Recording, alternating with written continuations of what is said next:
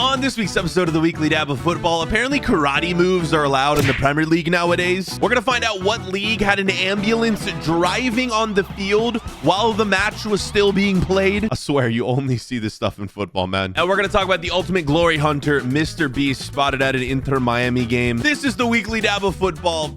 Roll the intro. And yes, welcome to the new and improved Weekly Dab of Football. Let's start this video by giving an RIP to more BFord. Yes, that is no longer the name of this channel. Some of you may be confused. This channel from here on out is just going to be known as the Weekly Dab of Football. This show will continue every single Tuesday, and I'm also adding 2 more uploads to this channel every single week with reaction content, tier list content. Let me know what else you guys want to see in the comments. And we're going to start today's video going inside the Premier League. And I'll tell you what, boys, I could not be more excited for this Premier League race. Arsenal, Liverpool tied atop the table on 64 points. Man City on 63. I'm going to say it right now. I think Liverpool win the league. And Liverpool should be top of the table because they were absolutely robbed of 3 points over the past weekend. I was just not a pen. Someone tell me how this is not a penalty. There were so many questionable calls during this game, man. The officiating was terrible. Listen, I'm not a Liverpool fan, but if I was, I would be gathering in this room with you all because you guys deserved 3 points. I genuinely want to see what you guys think. Let me know in the comments. Was it a penalty or was it not? This was the FA's ruling. They said a high foot in the Premier League is a foul if it endangers an opponent, regardless of whether you get the ball first. I don't know about you, but that looks pretty dangerous. The real winner of that match ended up being Arsenal because they remain atop the table and they remain in insane form. They have been unbeaten so far in 2024. Although we did get this from Ramsdale. Ramsdale, brother. Ramsdale's in trouble. That is tough to watch right there. Although, yeah, it didn't matter one bit. Arsenal won the match. And listen, I know it's been tough as a Chelsea fan this year. We're mid-table, but this blows my mind. We have one player on the active squad who has been available every game this season. Chelsea have a new squad. They're battling injuries. I'm just making up excuses right now for why they're so terrible. This team should be good enough for at least top 7 when completely healthy all year. I do still think they need a lot of changes this offseason to really get this squad to where it needs to be, but yeah, we're already looking ahead to next season as Chelsea fans here. Right, boys, up next, let's go around the world. Starting off the Bundesliga, Bayern Munich. They may be in second place still behind Leverkusen, but a massive 8-1 win. I do feel bad for Harry Kane. Like, he joins Bayern Munich. He thinks he's going to win his first trophy, and Bayern Munich are not winning the Bundesliga this year. But I mean, it's not Harry Kane's fault. 30 Bundesliga goals for this man. As much as I love the memes, I really do hope this man wins a trophy eventually. All right, check out Vinicius. He had enough over the past weekend in his match against Celta Vigo. Gets his shirt pulled, dragged down, and just shoves the man to the ground. I mean, this is world-class defending right here. To be honest, when you have to mark a man as fast as Vinicius, it might be the only way to stop him. Also, side note on Vinicius, he's releasing these new shoes. I thought they looked cool. That's why I'm showing you them right now. All right, this is one of the coolest things that's happening in the world of football over the next few years, and I feel like you guys have no idea it's even happening. The 2025 Club World Cup next summer is happening in the USA, and it is a different format to previous Club World Cups. So in the previous Club World Cup formats, there was only, I believe, 1 club from every confederation.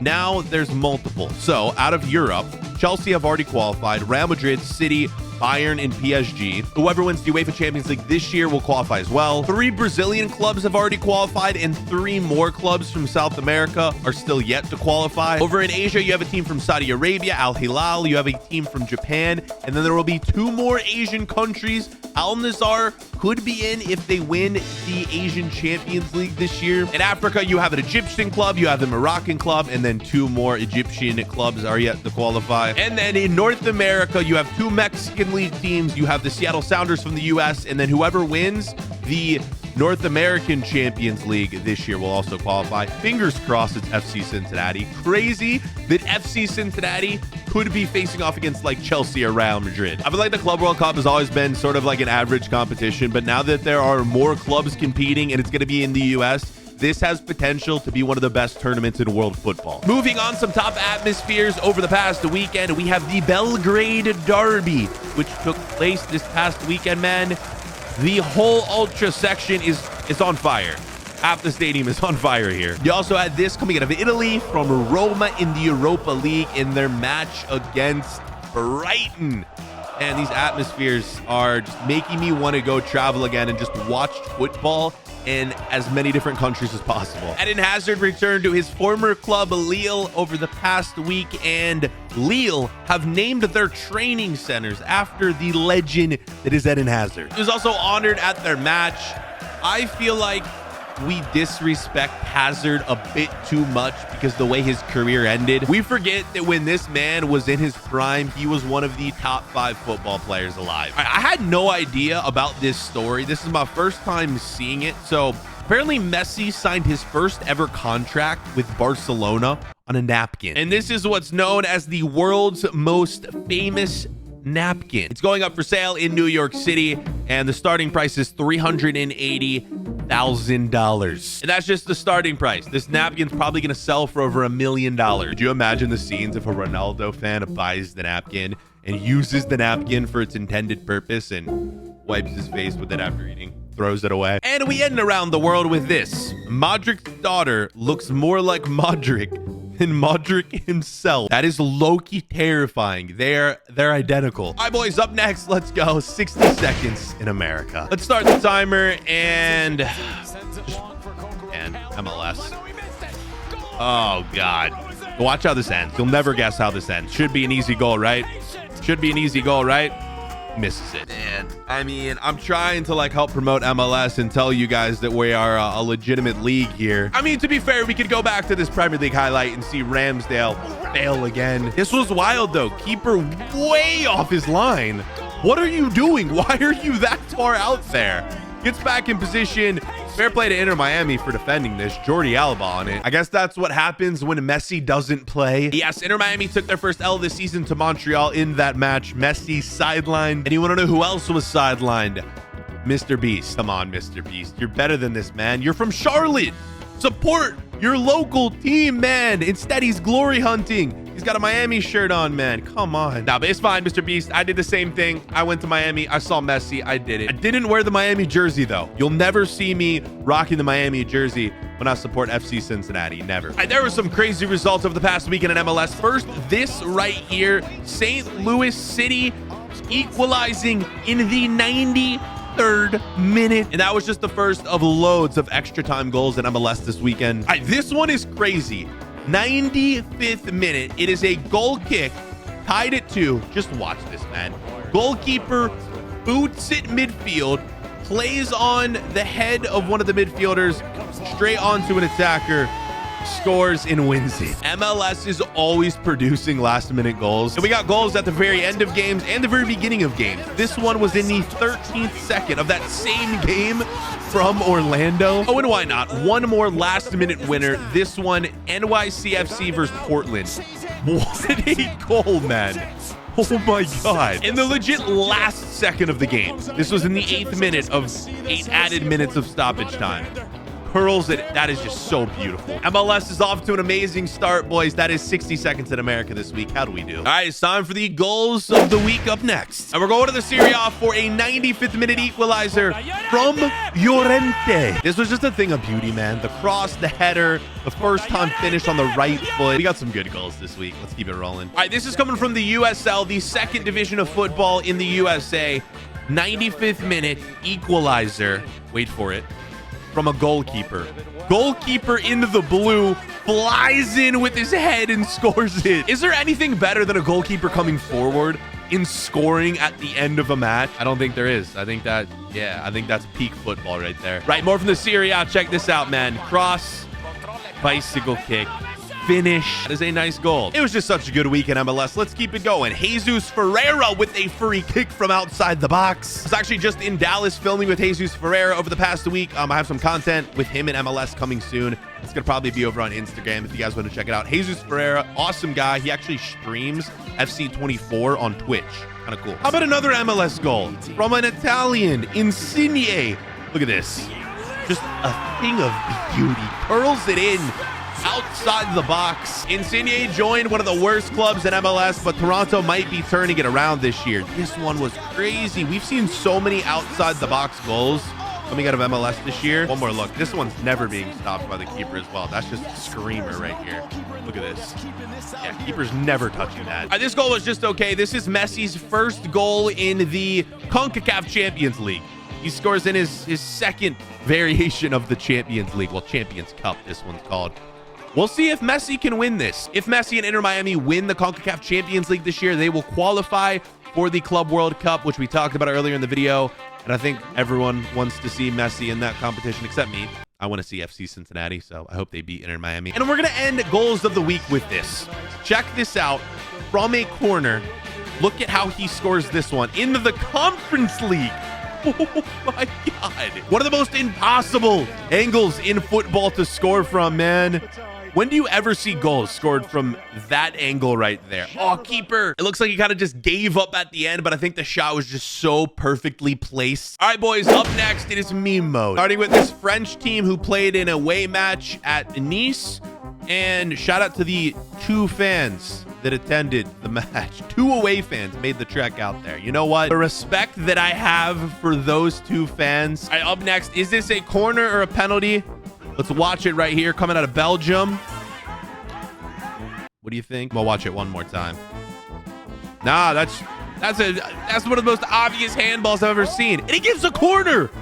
Of course. Love Sunday League, man. What's funny too is all of these players will complain about the call, and then they'll all go home and complain about how VAR is ruining the beautiful game. All right, so some context behind this next meme. This comes from Charlton Athletic. They have a tradition where after a match ends, a player who has scored a goal in the match or the man of the match from that game will run back out of the tunnel and fire up the crowd and go celebrate with them. Well, here's what happened at their latest match when one of the players did this. Wait for it. Yeah. Completely wipes out. Fair play for this dude for getting up and laughing it off, man. That's a great tradition. I like that. Of course, we have more memes from the Doku incident. I mean, yeah, like this was something out of WWE or UFC, that kick, man. How was that not a penalty? I think this is an old clip. I don't know why I'm just now seeing this. Is this the longest throw-in ever? Look at how far he throws this ball. I know this is old. This is my first time seeing this.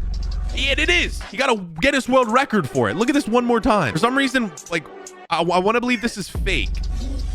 It looks like the way it's edited that it's fake, but I don't think it is. You read this. The furthest distance throw of a football in a competitive match, 61 meters and 26 millimeters. That is wild. All right, back to this, man. This is coming out of Brazil.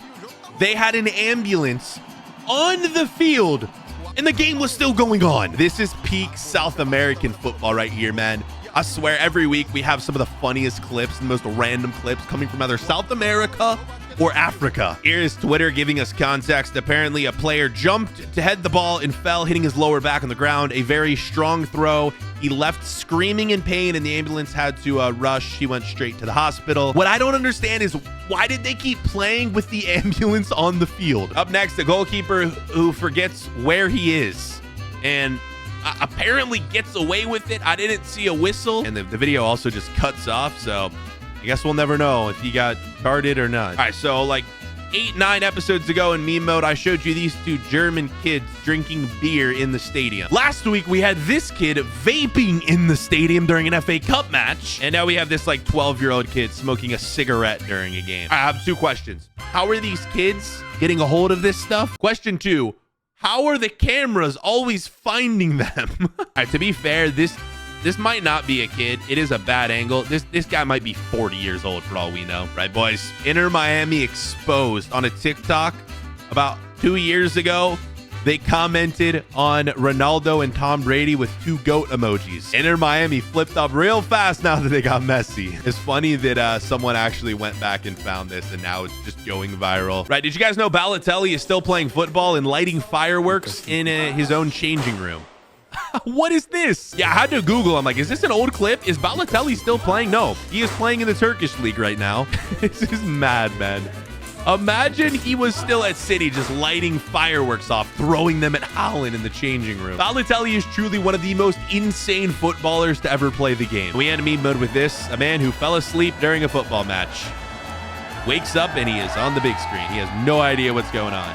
Hey, there we go. Must have been watching Chelsea play. All right, that is meme mode. Up next, it is BFord's Ballon d'Or. And I'm going to show love to my man Rudiger, man. Look at this. Giving high fives to all the mascots before the game, man. Showing love.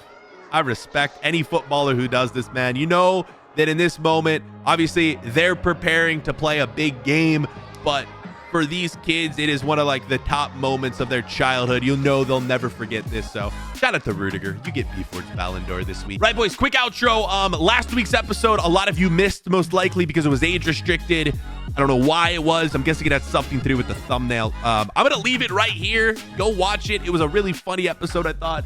YouTube didn't think so. Yeah, hope you guys enjoy the new branding of the Weekly Dab of Football. Still have a lot to change with this series, but yeah, new look. I hope you guys are enjoying it, and more uploads coming this week, so stay tuned. See you guys later.